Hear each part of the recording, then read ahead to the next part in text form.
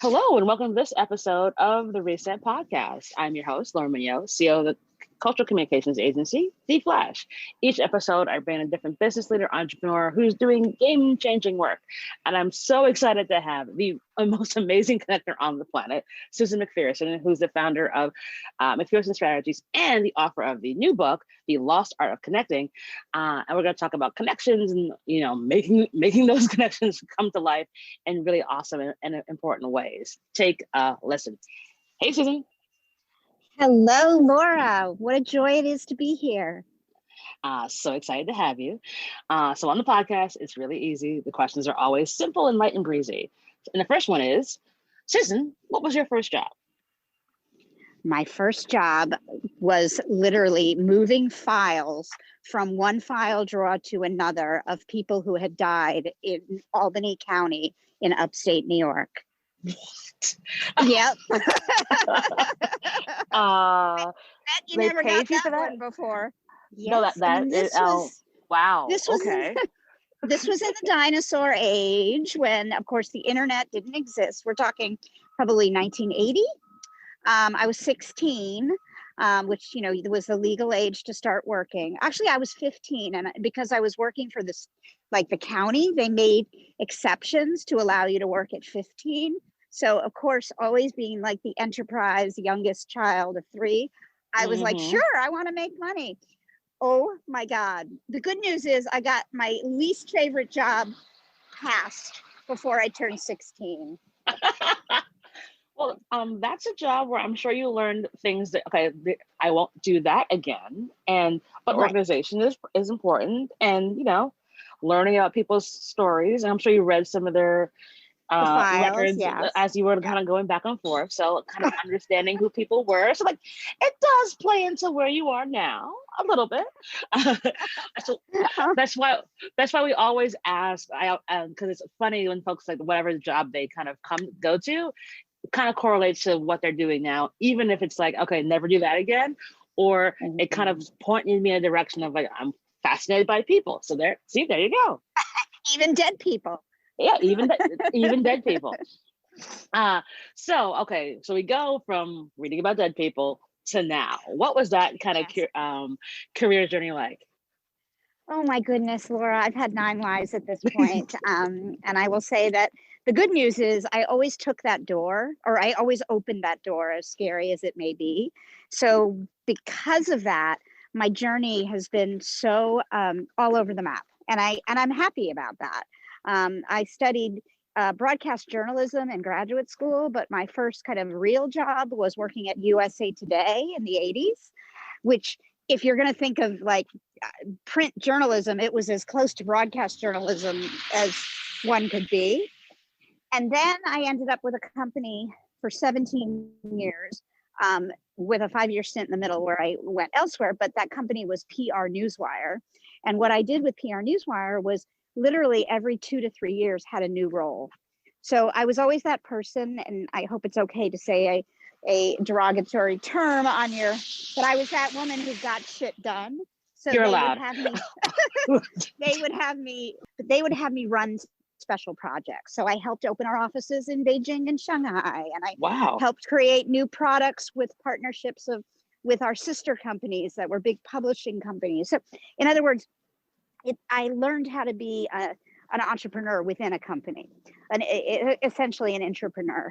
Wow. Awesome. But I always had one foot out the door as a volunteer with nonprofit organizations, eventually working my way up to sit on various nonprofit boards.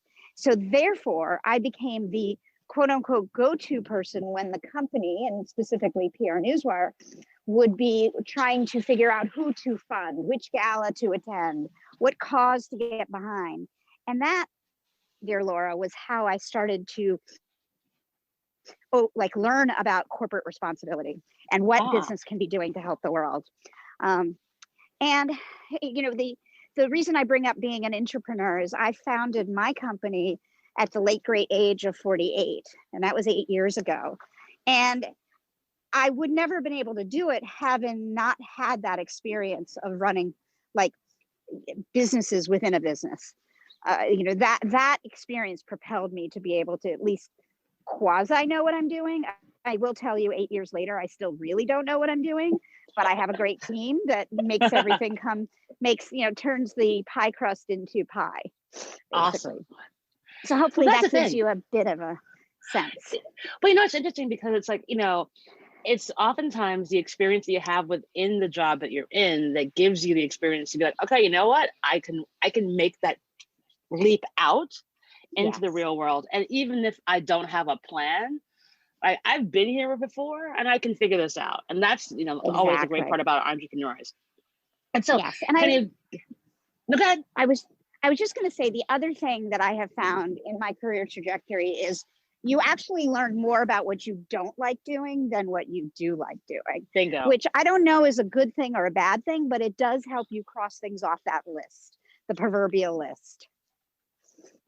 It really does. And it kind of it puts you in this like, okay, never doing that again, but did learn a nugget of garbage that I'll take with me. Kind of like our romantic relationships. It's very similar. It's very, very, very similar indeed. And so give us a really awesome, 1 minute overview of what McPherson Strategy does today. Sure. We are a communications consultancy that helps corporations, NGOs, foundations, social enterprises share the good that they're doing with the world in whatever means makes most sense for the audiences they're trying to reach.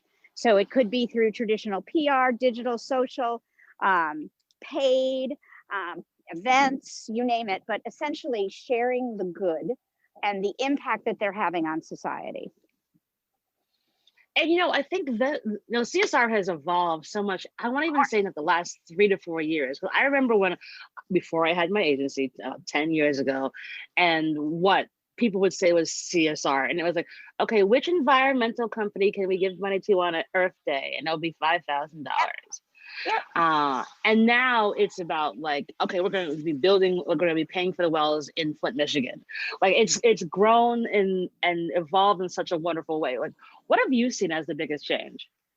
What you're addressing is just the philanthropic component, but what has totally transpired is companies now are baking it into everything that they do, the products that they manufacture, the causes that they fund, their ability to limit their carbon footprint. It used to be about, that the CEO just sitting there and writing a check to, I'm going to say his, because we know even today, still very much is him, and a white him that is just writing maybe to have his name on a building or a name on a hospital. That is so far gone. We see companies now using their power and impact for political change. We see companies using their power for social justice and social change. And we see, kids growing up, coming out of college and only wanting to work for companies that are much more than just writing that check.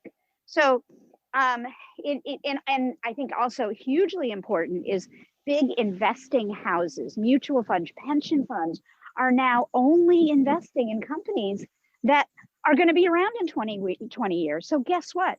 The big fossil fuel companies, the world is running out of fossil fuel. If they don't figure out other ways to create energy using solar, wind, renewable sources, the financial community is not going to invest in them. So I hope I'm not going too into the weeds, but this is all the world of corporate responsibility. And consumers, employees, financial institutions are all demanding that companies step up. And the good news is when companies do, they reap the benefits. Well, that's the most important part. It's this isn't I hope I can do this. This is this makes you money. It's a mandate. Yeah. It is a mandate that you must follow.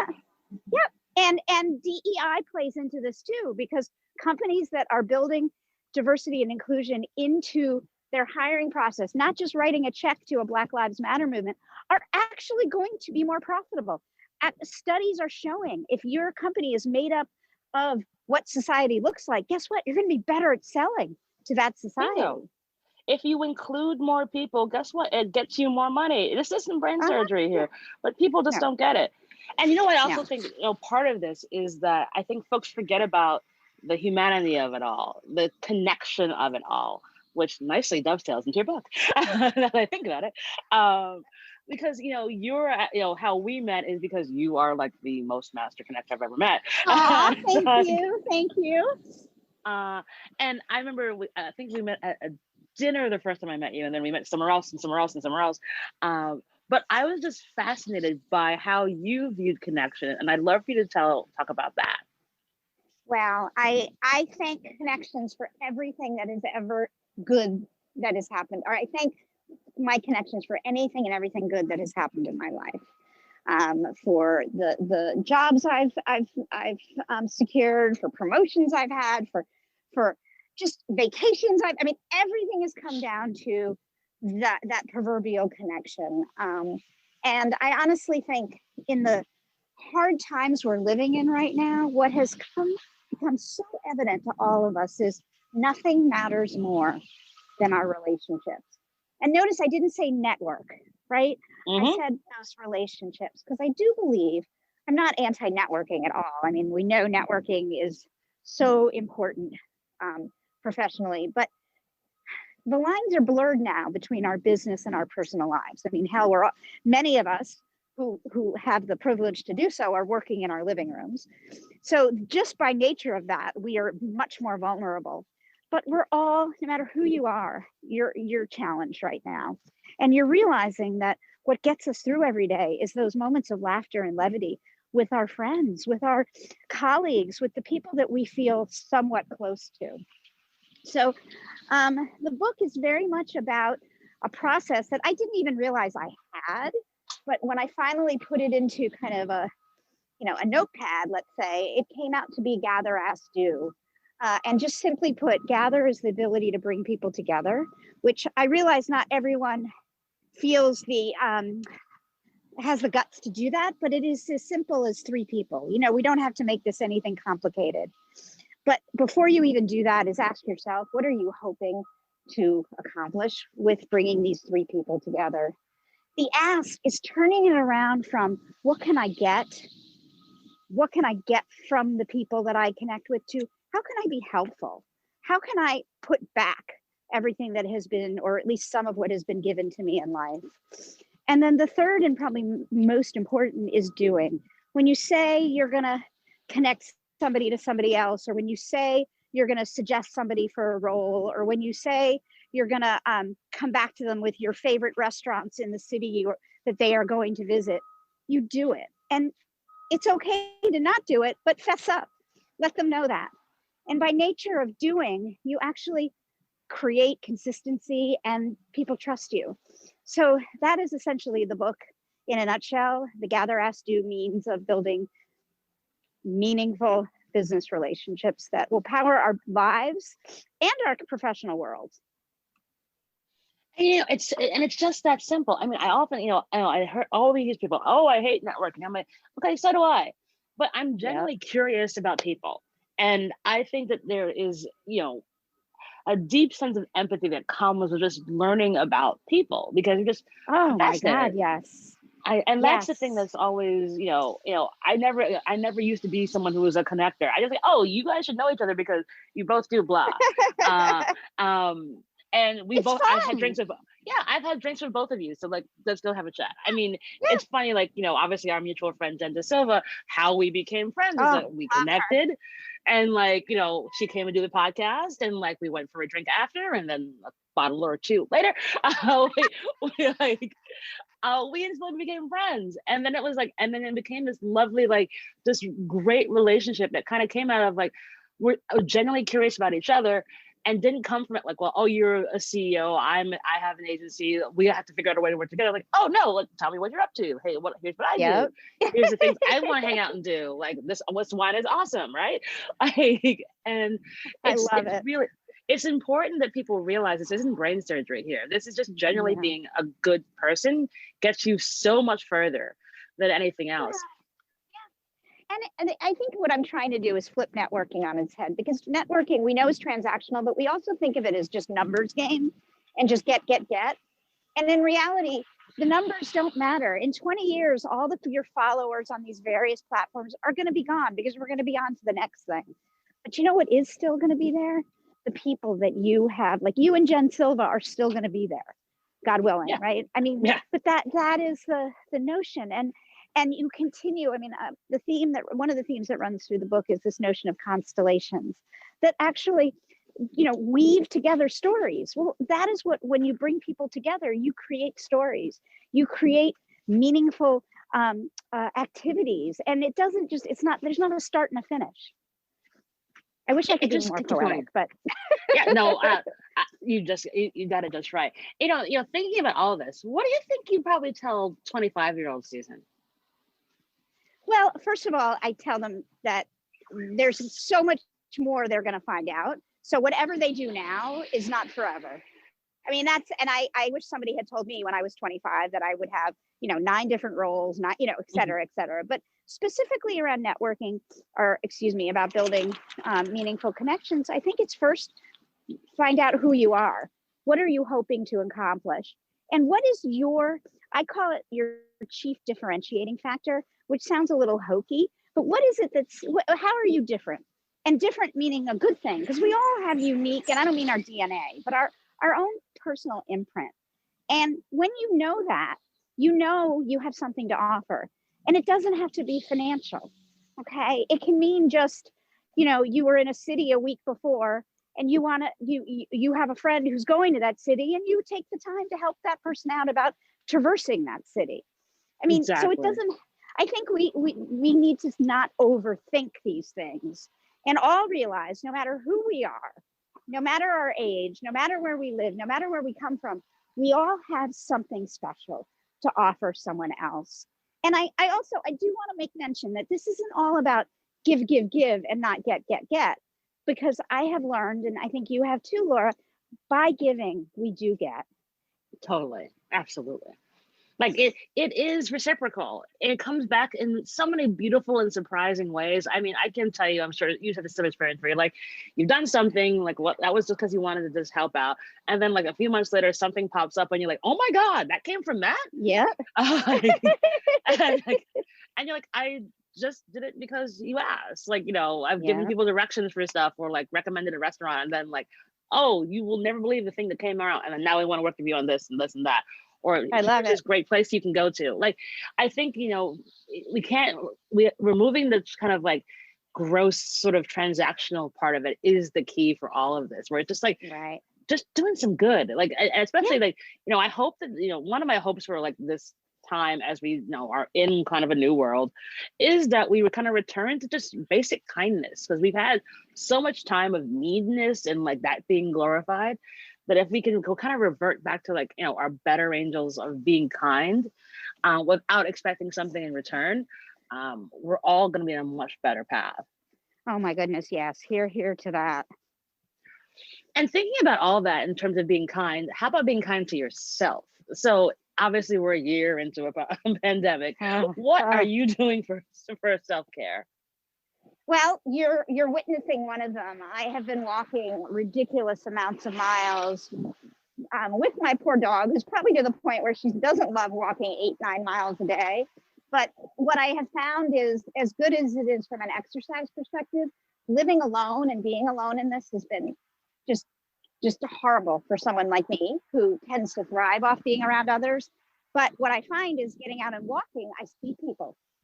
So therefore, I'm not alone. So that is one thing.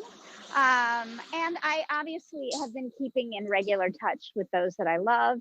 And I've even been reaching out to people that I haven't, seen or talked to in years. Like, I'm using this quote unquote, I don't want to call it downtime, because we're all busier than we know what to do with. But every day I make space to reach out to people I haven't talked to in a few years. And it isn't a heavy ask or lift. I just reach out and I say, hey, you popped in my brain and I wanted to say hello. And I get joy out of doing that. And I can't be 100% sure, but usually the person on the receiving end feels good that somebody out there somewhere in the world thought of them. And that is also what I have been doing. How about you, Laura? Yeah, that's, I call that, in the course that I teach about connecting, the 5 for 5. Like, reach out to people you haven't talked to 5 days, 5 months, 5 years, 5 weeks, and just see what they have to say, and let's like, and just exactly that, like, hey, how are you? You popped up in my LinkedIn feed, or I just, thought of you, or something you did made me laugh, because you never know how people's days are going. And for you to like just give a reach out, oftentimes it is sort of an energy thing that like when you do reach out, it totally, a sense of warmth comes back to you, because like no one ever goes like, oh my God, why'd you reach out? It's like, oh, hey, so great to hear from you. And like I got one of those, yesterday, and I was like, oh my gosh, I haven't talked to you forever. And like we ended up chatting, and it was such a lovely conversation. We hadn't talked in like 2 years. Isn't that amazing? But I think, like I said, it's that timing now where, if we are good to ourselves and good to others, lots of more good energy goes out in the world, which will hopefully make us all for the better as we try and escape the madness that we're in right now. Completely. And not think that it's going to be this, again, it's not brain surgery. This is, hi, how are you? I mean, for me, my self-care has been, before I got cold, I bought a bike, and I actually have been, running my bike up and down the West Side Highway on the bike path, not in the street, because I'm a scaredy cat. Yes, as you should be. Good for you. That's amazing. Yeah. And I mean, I logged, I think, something like 500 miles over the summer and into the fall. Oh my goodness. But I also got to listen to lots of books, and lots of podcasts, and I got to find out different parts of New York. Like, I didn't know there was a lighthouse in New York City. How will I ever be at 178th Street in my life? To be like, oh, look at that. And then but yep, call it pandemic, and yes, there I was. And I definitely just got one, the exercise, but it was just a renewed sort of self of breathing the air of New York City, which, I think everyone kind of freaked when we had when New York first kind of shut down in March, but it was just nice to see the change, how like people figured it out in the park, like we'll be over here, you'll be over there, but we're socially distant. And seeing the vibrancy of our city come back, and breathing in the fresh air of the water was just like probably the best thing. Now it's way too cold. Well, I don't know. I have since September 12th, which is when I started tracking, even though I walked all summer, so I don't know how far, but since September 12th, I've walked 1,150 miles. Oh my God. Go, Susan. No, insanity. That's insanity. That's wow. Okay. I do a lot of my meetings. Like, I mean, I'm, of course I'm taping this podcast with you while I am actually walking. And I'm 56 years old. So if I was to sit all day and do meetings, my back would just say, this isn't happening. So I definitely think this is more than just, for the exercise part of it. This is definitely self-care. It's fantastic. And so last question for you, do you have a give and or an ask of the audience? Well, I will start, of course, with the ask, and that would be, I hope you'll consider purchasing my book, or pre-ordering. The book launches March 23rd, and it's available on all the places you buy your favorite reading material. And then the give is, for the next 100 books bought, I will donate in the person's name to the organization called The 19th, which is a new independent nonprofit newsroom made at the intersection of women and public policy globally, The 19th. And it has an asterisk on the top because we know the 19th Amendment was only serving white women at the time. So there's still a lot of work to be done. That is awesome. I love the 19th. Erin Hayes is like my spirit animal. I know. I want to be here when I grow up. Your audience would just have to email me. I realize this may be kind of a big ask, but I want to be able to donate in their name. They would need to email me the receipt that they bought the book. So it's Susan at McPstrategies.com. Cool. We'll put all the details in the show notes to buy the book. Wonderful. Thank you. So that the folks at the 19th get a wonderful donation from Susan in your honor with your name. Susan, it's been such a delight to have you on the show. See, we made it. Oh, I am honored to be here, Laura, and thank you for all the good you are putting in the world. You are Thank you so truly much. an inspiration, and you made my day, my week. This was a Awesome. delight. Oh, thank you so much, Susan. And as we said, we'll put all of the details to order Susan's book in the show notes. Thanks for listening. And that Awesome. is our show.